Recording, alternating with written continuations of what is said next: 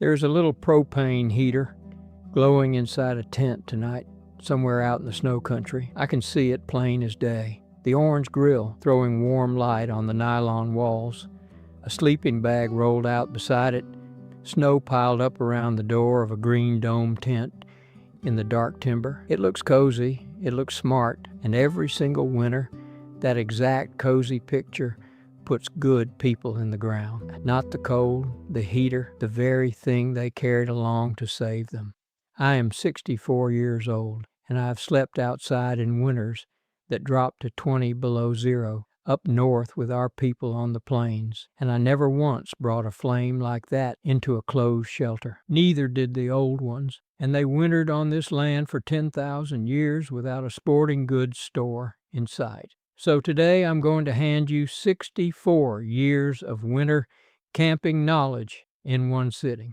But stay with me all the way to the end, because the real secret to sleeping warm at 20 below has no flame in it at all. It is one specific thing the old ones did before they ever lay down. It takes about 20 minutes, and it is the exact opposite of what nearly every camper does today.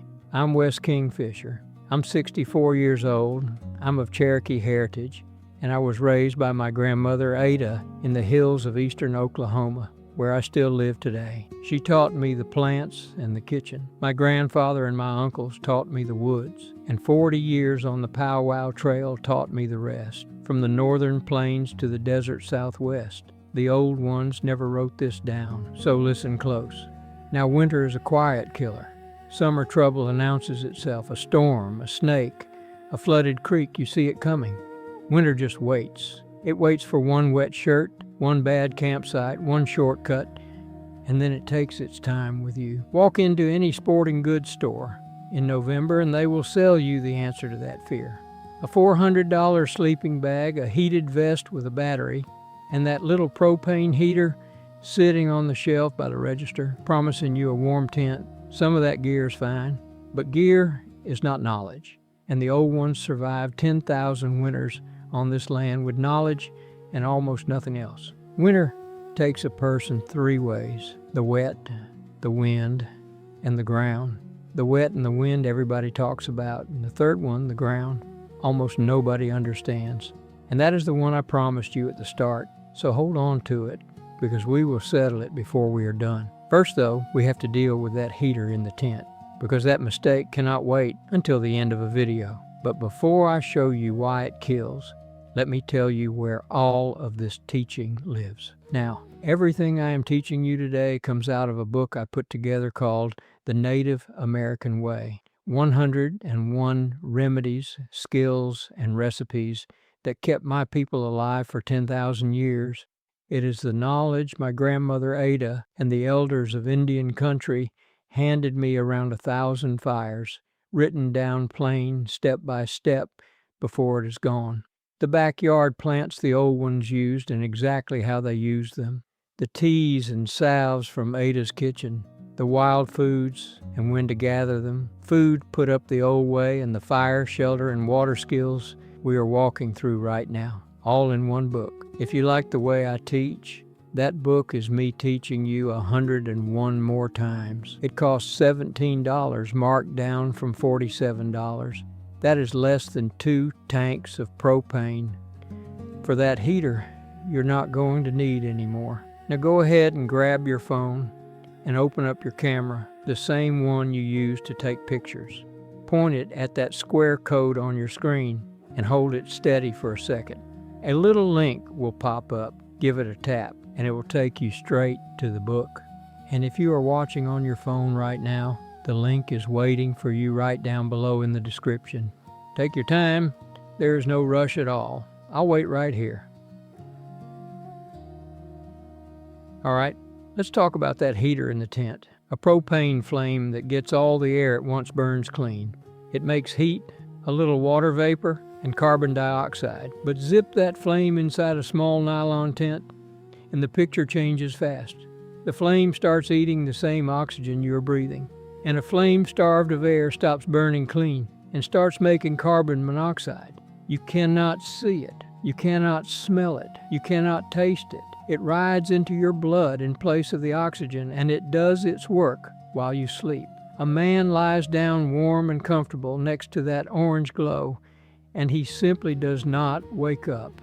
That happens somewhere in this country every single winter. And the heater has a second trick, a slower one. Every hour it burns, it pours water vapor into the air of that tent. That moisture hits the cold walls and freezes into frost.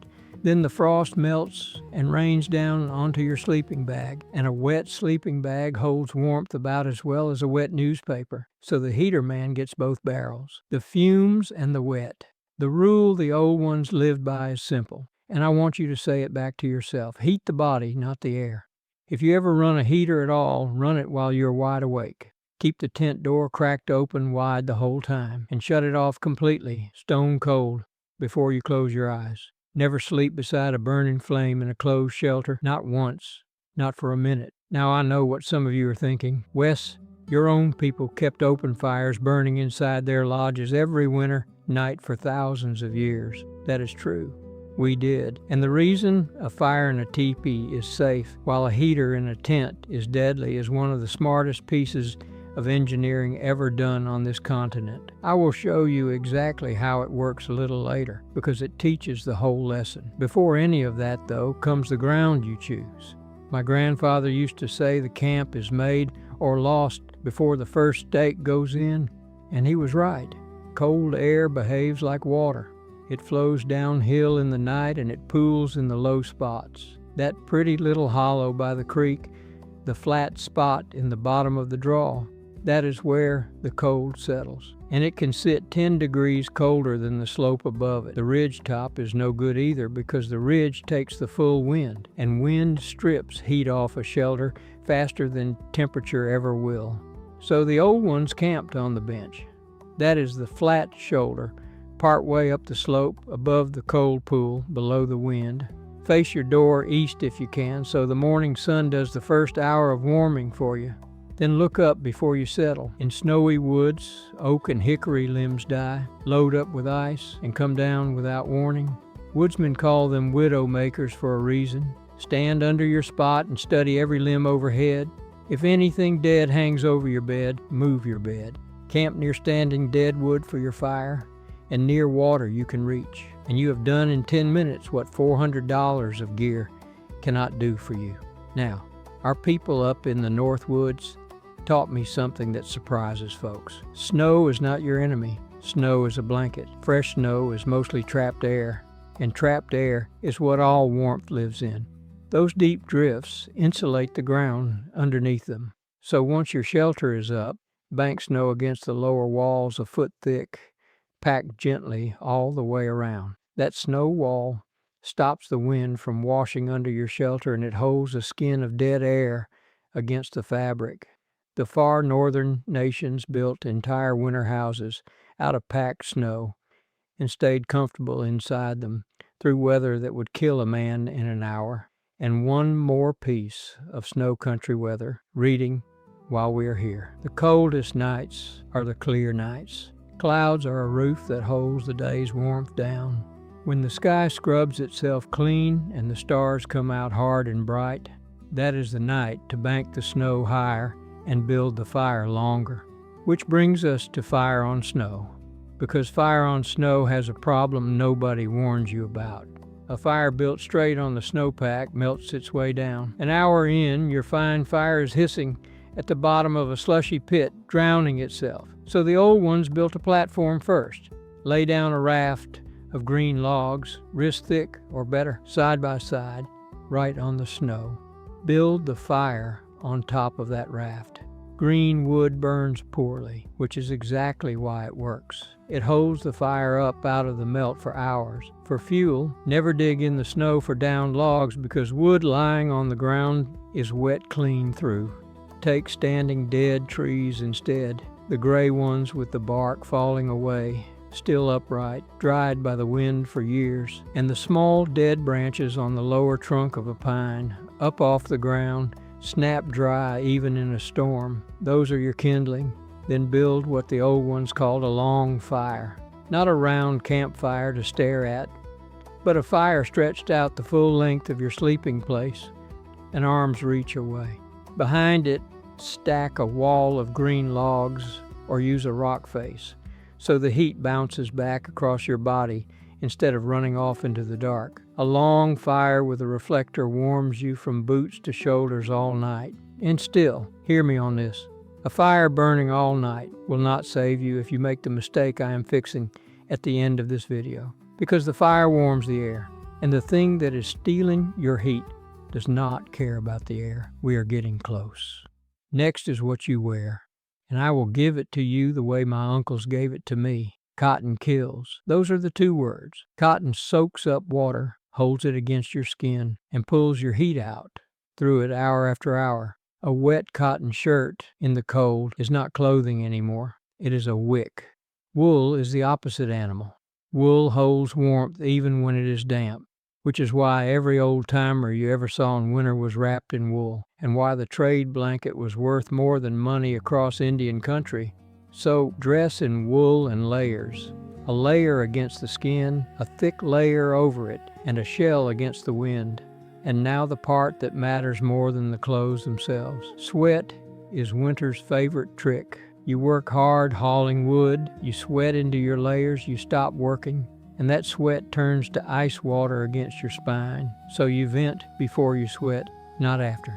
The moment you feel yourself warming into work, stop and strip a layer. Open the collar. Take off the hat. Let the heat out on purpose. Cold and dry will beat warm and wet every single night of the winter. Keep your boots loose enough to wiggle your toes, because tight boots pinch off the blood that keeps toes alive. And keep your neck and your head covered when you're still, because you shed a river of heat through them both. Now the inside work, because half of staying warm is eaten, not worn. Your body is a wood stove. Feed it wrong, and it goes out at 2 in the morning. Sugar is kindling. It flares and it is gone. Fat is the slow log, the hickory of food, and the old ones knew it in their bones. Winter cooking across Indian country leaned on fat on purpose. Bear fat, tallow, marrow, fish oil up north. My grandmother, Ada, fed winter suppers built the same way, meat and hominy rich with fat, and nobody left her table cold. So, in winter camp, eat your biggest, fattest, hottest meal as the last thing before bed. A hot stew, heavy with fat, eaten by the fire, is a furnace you swallow. It burns slow and steady inside you for hours while you sleep. Add a hot drink right before you turn in, and put a little something fatty where you can reach it in the night. So if you wake up chilled at 3 in the morning, you can stoke the stove without leaving the blankets. Water rides right alongside that. And winter plays a dirty trick here too. Cold air is dry air, and every breath you push out carries water away in a little cloud.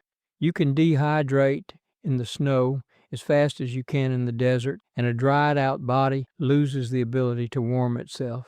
And a thirsty man surrounded by snow always tries the obvious thing. Do not eat snow. I will say it twice, because it matters twice. Do not eat snow. Snow is mostly air, so a mouthful gives you almost no water, and your body has to spend its own core heat melting it, which is exactly the heat you cannot spare. Melt it over the fire instead. Put a splash of water in the pot at first so the snow does not scorch. Then feed snow in as it melts down. Drink warm and drink often, even when you do not feel thirsty, because in the cold you will not feel it until you're already behind. Now I owe you the teepee lesson, and this is a piece of engineering I am proud to teach. Our people out on the plains kept open fires burning inside their winter lodges every night, with the family sleeping in a circle around the flame, and they did not poison themselves in 10,000 years of doing it. The teepee is not a tent. The teepee is a chimney you live inside. The cover does not seal at the ground, so cold, fresh air slides in low around the full circle. The fire drinks that fresh air, and the smoke and the fumes ride the rising draft straight up and out through the smoke flaps at the peak. 2 ears of canvas the family adjusted with poles to work the wind. And inside, our people hung a liner, a second wall about chest high, which guided that moving air up behind it, kept the draft off the sleepers, and kept the lodge clear. air always moving. In one at the bottom, out at the top, all night long. Now hold that against the zip nylon tent with the propane heater. Sealed at the ground, sealed at the peak, still air, a hungry flame, and a sleeping man all locked in one bag together. The old ones never trapped a flame in still air. That one sentence is the whole difference between the lodge that raised generations and the tent that makes the news every January. A few small tricks before the big one, because the old ones fought for every degree. Heat water over the fire before bed, pour it into a bottle, wrap the bottle in wool, and put it down by your feet. Warm stones from beside the fire work the same way, and hear this part clearly. Never take a stone straight from the flames, and never put anything against your skin you cannot comfortably hold in your bare hands. Wrap it, test it, then sleep on it. Keep your face out of the blankets no matter how tempting. Your breath is water, and a night of breathing into your bedding soaks it from the inside. Sleep with tomorrow's dry socks and your boot liners inside the blankets with you, so morning starts warm. And do a few minutes of camp chores right before bed, enough to warm the blood, never enough to sweat, because you want to carry heat into that bed, not chase it once you are lying down. And that brings us to the part I promised you at the start. The reason the old ones slept warm at 20 below with no heater, no battery, and sometimes no fire at all, it is the ground. All night long, the frozen ground under you is pulling heat straight out of your body by touch. And by touch, it pulls that heat out far faster than still air ever could. Some engineers will tell you 20 times faster or more. Meanwhile, the modern camper spends all his money and all his worry on what goes over him. The thick bag, the piled blankets, the heater warming the air. And then he lies down on frozen ground with a thin foam pad. His own body weight crushes that pad nearly flat, and the earth drinks his heat all night through his back. That is why the heater man wakes up shivering at 3 in the morning with the flame still burning. The heater warms the air. The ground was never taking his heat through the air. So the old ones built the bed before they built anything else. Before dark, they gathered dry boughs, dry grass, cattail heads, whatever the land gave, and they built it up a full foot thick, 12 inches, loose and springy. That is the number, and I will say it again. A foot thick, wide as your shoulders, long as your body, with hides or wool laid over the top. Lie down on it, and it should still hold you about a hand's width up off the frozen ground. That springiness is the whole secret, because warmth is nothing but trapped dead air, and a bed that stays sprung under your weight keeps a mattress of dead air between you and the earth all night. 20 minutes of work. It costs nothing, and it is the exact opposite of where the modern camper puts his money and his effort.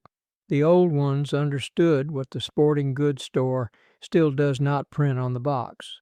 Cold does not come down at you from the sky. Cold comes up at you from the ground.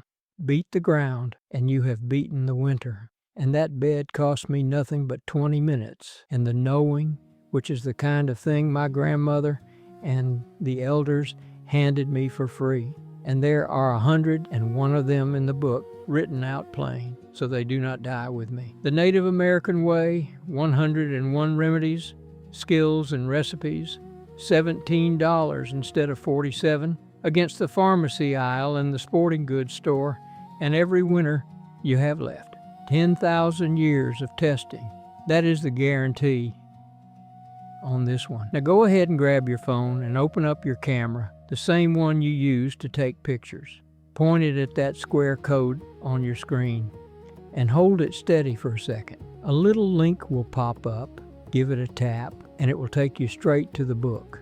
And if you are watching on your phone right now, the link is waiting for you right down below in the description. Take your time. There is no rush at all. I'll wait right here. So remember it the short way. Camp on the bench, wear the wool, eat the fat, melt the snow, never sleep beside a flame, and put your foot of bed between your back and the frozen ground. Now tell me in the comments where your people are from, and if there is native blood in your family line like there is in so many American families, I would be honored to hear the story. I read every single one. Next time I am going to show you the winter breakfast the old ones ate before a full day in the deep cold, a food you can make in your own kitchen tonight that keeps a slow fire burning in you from sunup past noon, and the one common ingredient that ruins it if you add it. Watto, my friends. That means thank you. Walk easy, and I'll see you down the trail.